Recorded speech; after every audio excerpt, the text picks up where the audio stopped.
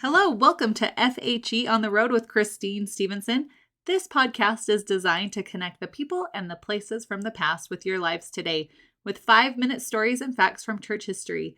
Save these stories for when you are traveling through these areas to bring history to life. Okay, welcome back to FHE on the Road with Christine. Today I'm going to tell a story about a woman named Eunice McRae. She was one of the early saints, an early pioneer saint, and her husband was in jail with Joseph Smith in Liberty Jail.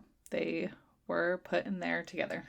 I feel like oftentimes when we hear about Liberty Jail, then we hear Joseph Smith, Hiram Smith, sometimes Sidney Rigdon, and friends. This is one of the friends that was put in jail with Joseph Smith. At the same time, I went over this in a couple of the other podcasts, but the saints during that time, and we hear about this a lot in church. So the saints were really struggling. This is during some of the most heavily persecuted times of the church ever. And they were really lost and confused on why the Lord was not helping them.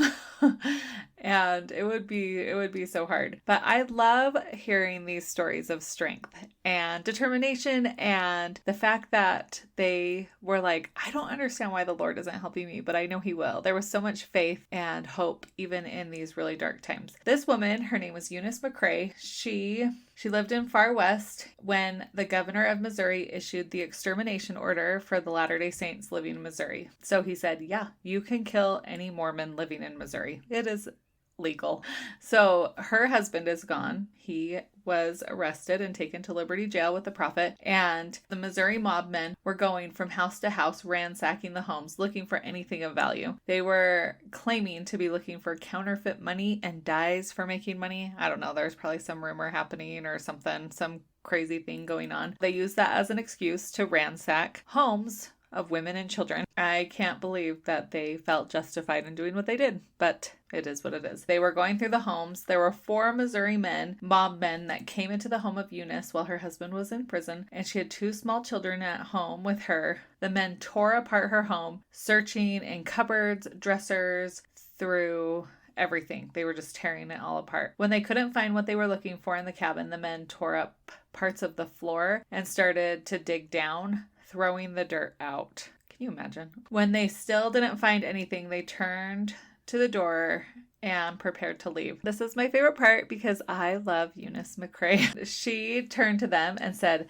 "Gentlemen, you have had your fun. Now put all that dirt back in the hole you took it from and put the floor down as it was and clean the floor. The first man who attempts to leave before it's completed will get killed." They quickly complied, and because they could see she meant it.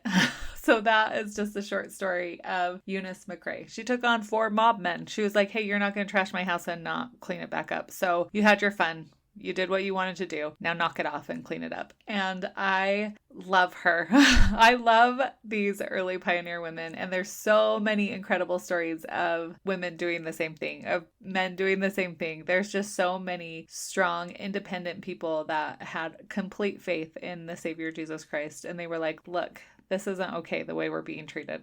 We've handled enough. Even in these incredibly hard times, they were able to rely on the Savior and have conviction to know. I love that even through the hard times, then they don't have to be left alone. Anyways, hope you like this story. I loved it. Eunice McRae, she's pretty awesome. Thanks. Hello, welcome to FHE on the Road with Christine Stevenson. This podcast is designed to connect the people and the places from the past with your lives today, with 5-minute stories and facts from church history. Save these stories for when you are traveling through these areas to bring history to life.